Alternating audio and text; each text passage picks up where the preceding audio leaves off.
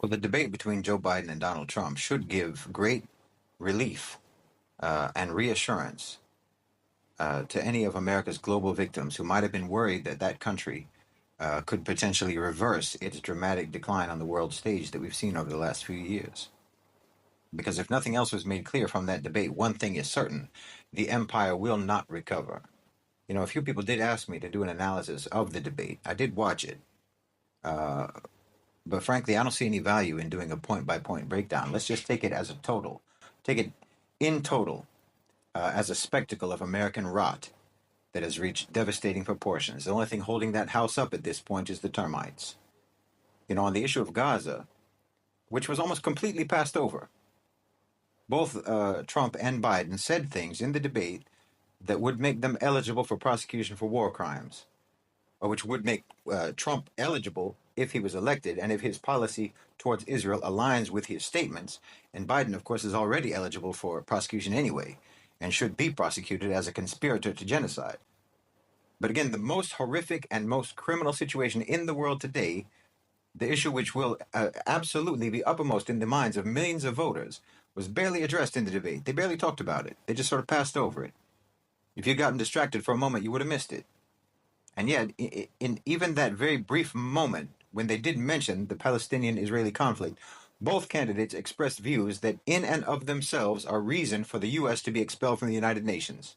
Biden, obviously, for sending munitions to a country that is committing genocide and has been blacklisted by the United Nations for murdering children, and Trump for saying that Israel should finish the job. That's what he said, finish the job. And he acted as if the establishment of a Palestinian state is somehow debatable and subject to his approval, when it is, in fact, mandated by international law. But they treat international law as optional.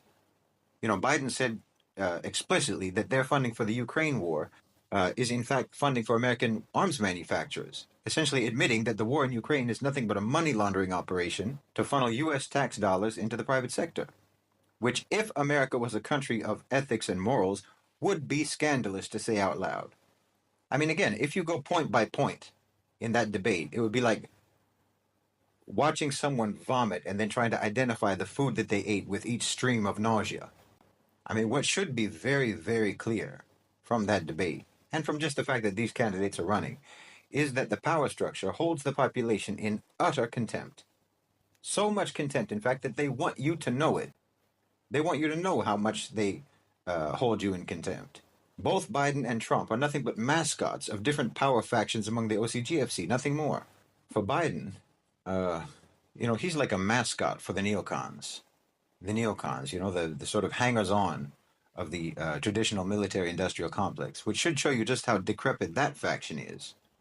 They live in a state of willful nostalgia for the days when American hubris and American arrogance could be backed up, and no one could successfully or feasibly confront them or challenge them. And they're disintegrating as visibly as Biden himself is disintegrating. I mean, we watched whole clumps of Joe Biden's brain just melt over the course of 90 minutes on live television.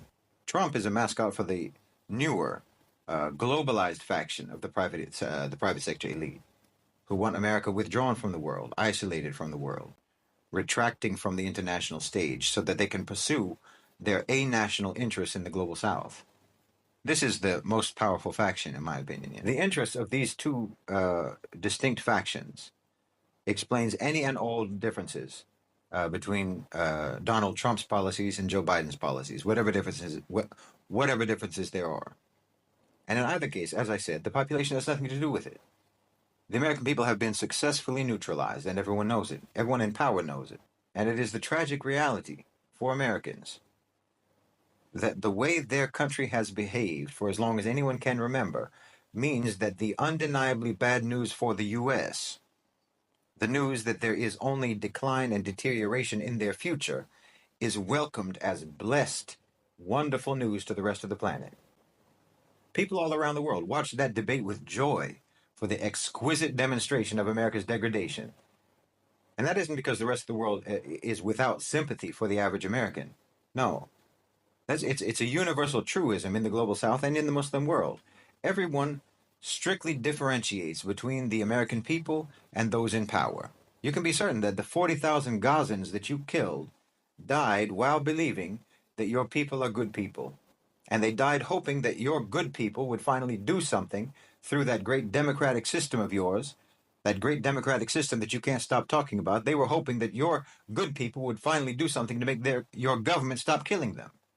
So yes, everyone sympathizes with your people, but they don't sympathize with your people more than they sympathize with their own people, with their own families, with their own communities and their own countries, all of which have been uh, victimized by the United States and will be granted some level of relief by the decline of the United States. I mean, Joe Biden talking about we have to take care of our elderly. I mean, he may as well have been talking about child care when he talks about elderly care. He's already several years older than the average senior citizen in America. The two of them arguing about golf. You know, who golfs better? Which is not only completely unrelatable to most Americans, but is absolutely ridiculous as proof of fitness, and even more absurd as some sort of a qualification for the presidency. These are two men living in a bubble. You know, each of them is living in a bubble, representing a country that exists in a bubble. Look at how they're deriding you. Look at how they're mocking you to your faces with these candidates that you're expected to believe will actually wield some sort of independent power. It's a joke. They're making a joke on you. You know, Biden said that he was the youngest person ever elected to office in the United States, and now he's the oldest person running for office in the United States, and you pretend that that's a democracy? You know, they say that the Democrats are losing confidence in Joe Biden, which just shows you how delusional they've always been.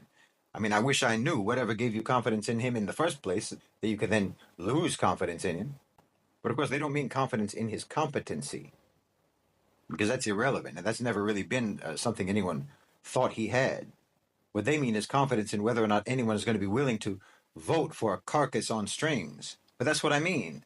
They're rubbing your face in how out of touch with reality these so-called leaders are, how cartoonish they are, because they don't even respect your disgust enough to fear you. They'll show you outright that your so-called leaders are pranks, that the real power structure is playing on you because they know you won't do anything about it.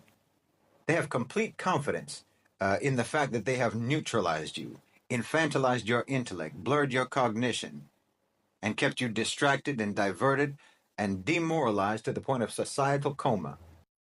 Now you know what it feels like to be subjugated, to have shells of men installed over you as rulers. Oh yes, the Muslim world and the global South do sympathize with you, because what you did to us, we wouldn't actually wish on our worst enemies, but now it is happening to you. Either way, be it Biden or be it Trump, American isolation will happen. Withdrawal from the world will happen.